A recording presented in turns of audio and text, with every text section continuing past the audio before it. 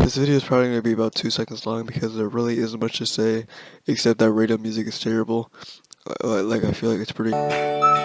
Looking at the title of this video, I'm sure the first thing that came to mind was ear-piercing stuff, just generic pop songs, but some stations aren't even half bad.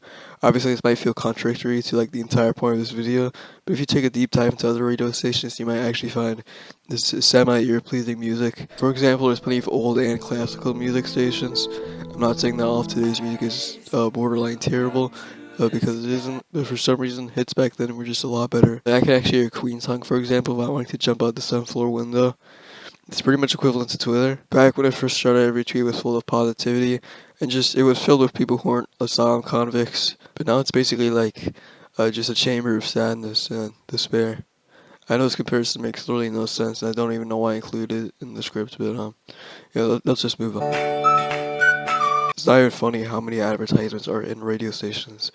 Obviously, it differentiates between where you're listening, but Jesus Christ, I don't want to get to hear the same fake skin cancer treatment ad for the 500th time just to get the worst payoff of all time.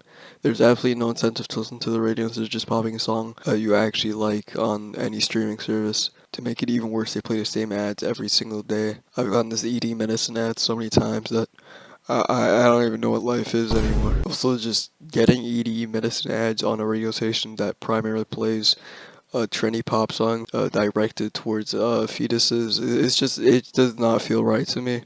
Anyway, I'm going to stop talking now because honestly I think I'm already in several government hit lists just uttering these words to my microphone. Okay, this is probably the most important one. A lot of popular radio stations have their own kind of show, and it's almost always terrible. I feel like I'm generally hearing AI conversations because of how dry it is. They just don't give you the most useless information of all time. It really is just the most unnecessary thing ever. And the worst part is they generally think they're funny. Using their extremely over-enthusiastic attitude while trying way too hard to be like Kevin Hart every morning really makes me want to punch the steering wheel and drive straight into retirement. I think it would really benefit if they started acting more miserable and hear me out. So you would actually get more of a relatable listen that way. Because if you're pumped out of your mind on a Monday morning, you're probably not sane. Now I'm talking about the real meat of this topic, Billboard Top 100 Hits. I don't know if I'm just like tone deaf or something, but if I hear the song Stay one more time, I will die. Cause that song is genuinely a product of the Antichrist. I'm not trying to just be mean for no reason. I know a lot of people like this kind of music, but personally it's just a big fat no for me. Also, it takes like half a year for the songs to finally die out. And I mean that's being pretty generous. My radio station still somehow plays Good For You, even though it came out like a year ago. And yeah, I don't really like that song. Also, please don't hate Man Fire artists in my entire house because of this. I do believe that there are a lot of people who listen to this kind of stuff. Which kind of leads me to my next point. Yeah, I know that wasn't the smoothest transition. I'm not really good at this if you can tell. Why are there so many sponsored segments? A lot of my points really only apply to the popular hit song ones because a lot of other stations aren't nearly as greedy.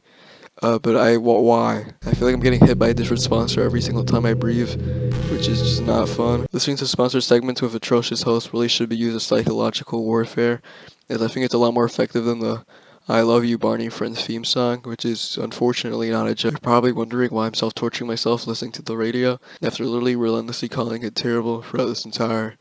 I don't even know what this was, because, you know, I'm not a masochist or anything, but the reasons for it is because... Alright, to end this thing off, I'm gonna tell you a series of jokes in honor of the radio. Okay, first, why was the radio station so depressed? Because all of its DJs were on suicide watch. Yeah. What do you get when you tune into a radio station that only plays sad music?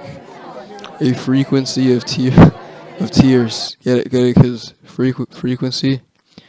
Because okay, this last one ought to be it. Okay. Why the radio station broadcast its own funeral? Because it was a station without a pulse. Please laugh.